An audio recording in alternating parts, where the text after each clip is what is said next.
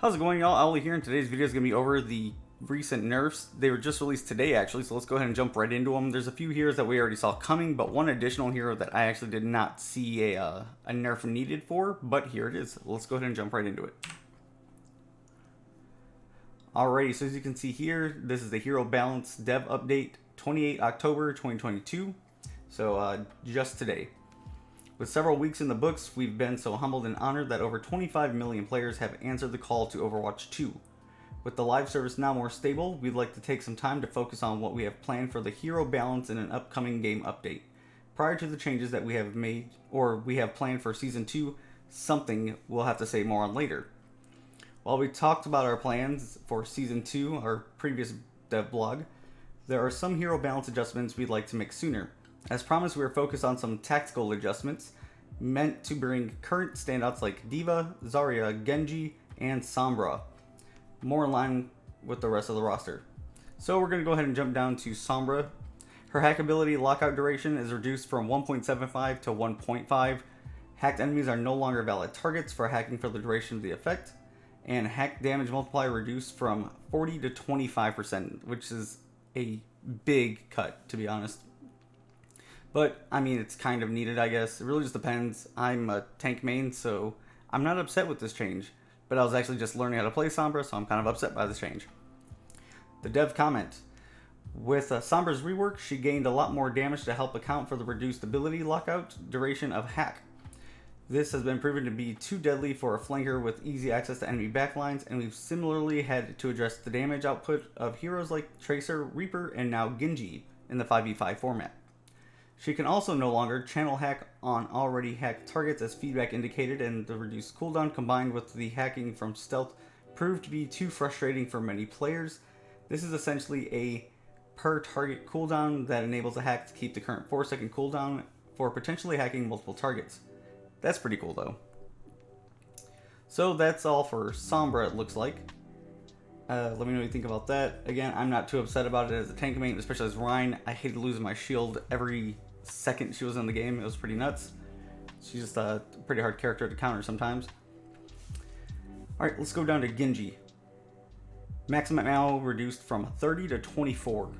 So I think he shoots out, what, 3 shurikens per shot, or 6 if you use the loadout now. So you have to reload one more, like a second more than you normally had to, which kind of sucks. I'm not a Genji main, so I wouldn't know. Shuriken damage is reduced from 29 to 27. The dev comment is, Genji is a hero that has greatly benefited from the move to 5v5. Changing to a single tank and the reduction of crowd control has meant Genji has had less obstacles in his way. However, he has received tuning abilities or tuning updates since he wasn't actively in the meta until launch. Something also informed by our general preference to avoid preemptive adjustments when possible. We also saw that in early beta tests, other flanking heroes such as Tracer and Reaper were also significantly more effective in Overwatch 2. These changes will bring Genji more in line with the other flanking damage heroes. And, I mean, yeah, Genji's all over the place. I don't see him as just flanking. He's everywhere. And we have Zarya. This was the one that I'm actually pretty stoked about. It's not a huge reduction, I think. So her barrier duration is reduced from 2.5 to 2 seconds, and her barrier cooldown is increased from 10 seconds to 11 seconds. Not terribly long, not a crazy nerf in my opinion.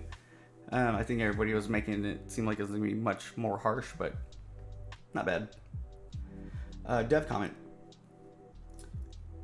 Early player sentiment predicted Zarya as one of the weakest solo tanks in 5v5, though her high damage potential and barrier uptime have proven to be extremely effective for opponents. Feedback has indicated this can feel as though Zarya has very limited windows of vulnerability, which feels difficult to deal with when combined with her ramping damage potential. Honestly, I don't see the nerf as needed. It's appreciated, but I mean, it is what it is. She is hard to deal with. I can't sit here and lie and say she's not. So let's see here. We're gonna scroll a little bit down. Dev comment. Oh, we already did not. Okay.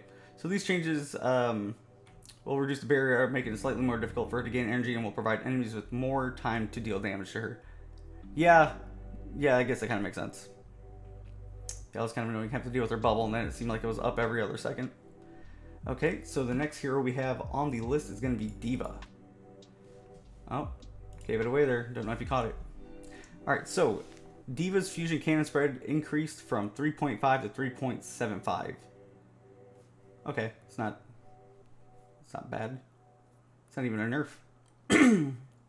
But her booster impact damage is reduced from 25 to 15, which is kind of a big deal. I mean, you got a lot of squishy heroes, and just like ramming into them, that extra 10 damage might make a difference in the entire team fight or holding a point. So I mean, yeah, that did seem kind of a big number for the impact boost. The dev comment is Diva ended up feeling too deadly after the last round of changes, given how resilient she can be with the improved defense matrix, which lasts forever. But I don't mind. Again, both our stats and higher level player feedback regarded as her as not effective enough before that compared with other tanks. So this is partial revert to establish some middle ground here. Now time for the last hero, which I did not see coming. It just didn't even cross my mind. But our newest hero, Kiriko.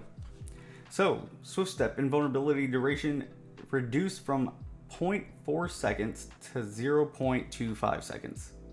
That's actually kind of crazy. I didn't see any. I hardly noticed it when it was there, but it is what it is. Dev comments. This invulnerability window was primarily intended to help avoid instantly dying to something unforeseen after teleporting through walls, but it ended up being a little too long and led to some confusion when shooting at Kiriko, which is funny because I feel like as Kiriko, when you do your Swift Step, you kind of die right off the bat anyways.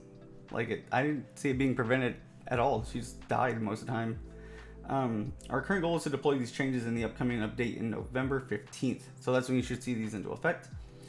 Should that plan change, we'll ensure to update you here. For those wanting a preview of how these changes will play, check out the Overwatch League playoffs on October 30th. And there you have it. So yeah, I did not see the Kiriko nerf coming in. That just kind of took me by surprise, but let me know what you think. Are you happy with these changes? Are you not happy with them? And yeah, we'll get to you in another video, and catch me on stream down in the description below, all my links and stuff, and we'll catch you in the next one. Bye.